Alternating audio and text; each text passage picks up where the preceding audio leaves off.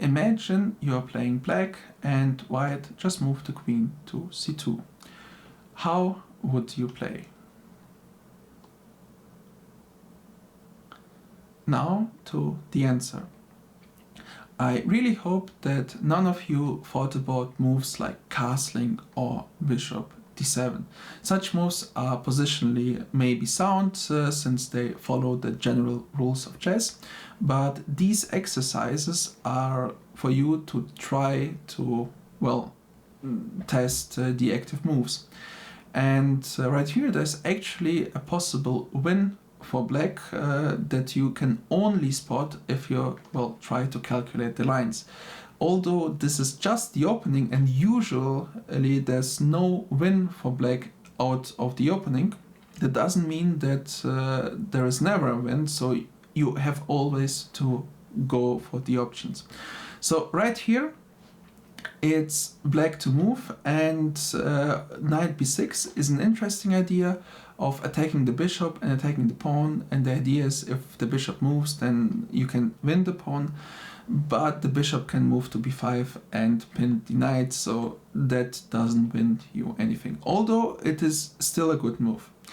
But the best move is something that you can only get through going through all the, well, possible captures, since there are no checks.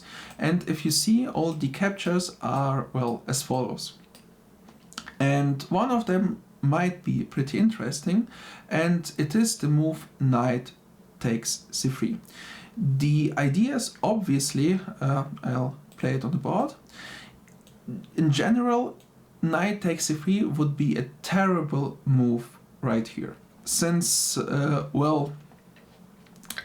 this pawn structure is pretty a big advantage for white usually. It gives his pieces place, and he can attack your king later. But the idea with active moves is not to evaluate a position, so how usually is this move or option a good one, but instead it's a pretty concrete line. Is it possible right here or not? And you do it by just checking, I take, he takes back, is there any interesting active move in this position? And there is one, and this is the move knight takes d4, with the explanation that the pawn on c3 is pinned, so the pawn cannot take our knight. If you have, well, at least found this position 2 moves ahead, then this is, well, half of the solution, because now you have some position that you can think about, and it's much easier to calculate a position where you just certainly know what you're looking for, instead of just calculating every single move. Once you have reached this position, there's 2 important lines to consider. One of them is obviously knight takes d4. The other one is queen to a4. And if you haven't seen such patterns, I'll try to explain it to you. Here the idea is that white gives a check, so you don't have the time to save your pieces. And if you do something like, for example, c6, then white has the time to take your bishop without having his queen on c2 under attack. Fortunately for black, this move doesn't work due to bishop to d7, so the queen has to take on b4, obviously, and then it follows with knight to c2. This time the idea of the fork is not to win the rook, but to take the queen, and in the end black is better. So let's go back to this position, and the final move is knight takes c4, queen takes c4. The queen is safe due to the fact that the pawn is pinned due to the bishop, and obviously you have to see or to check what happens if white takes your bishop here. Well, then it should be obvious what the right continuation is, right? So what's the best move? And maybe I got you, the best move is queen takes e5, because even though queen takes e1, by the way, also wins, so it's not a bad move, it's just not the best move.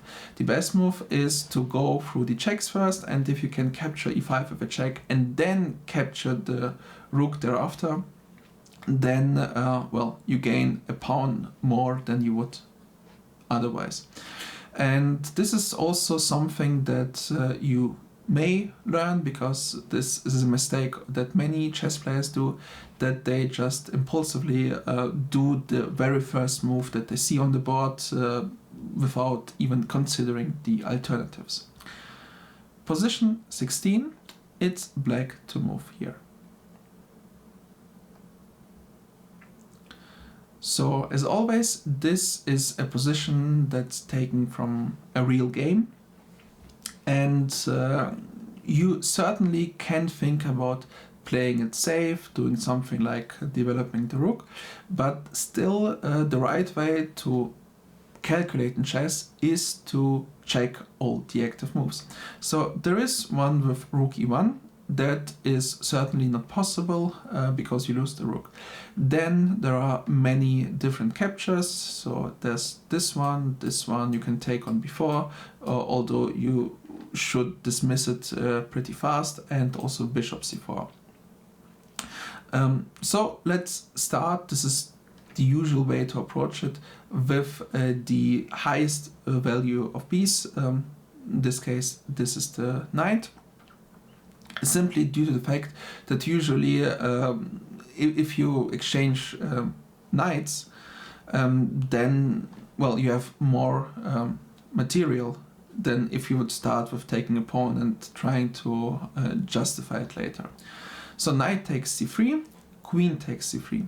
We are in the calculation part, so we try to see whether there's something of an active move possible there. And again, rook e1 is not working, so let's try knight takes d4, because there's bishop takes, knight takes, so let's start with knight takes. And, well, think whether this might be the solution. A wrong way to approach this position would be to say, well, I cannot win the pawn because the pawn is guarded 3 times. The queen is on c3, that's why I took this square. And it is attacked also only 3 times, so I cannot win the pawn. Instead, I will lose the piece. This is the general rule, which is, well, generally the case, so you don't win the pawn. The issue with calculation is that you don't go by general rules, but simply you do it, and can you be punished for it, yes or no. There's no like evaluation or your emotions, just is it correct or not. So knight takes d4, white takes back. Then it's black's turn. You take, let's say, with the bishop, because, well, you don't want to give up your queen, so you take with the bishop.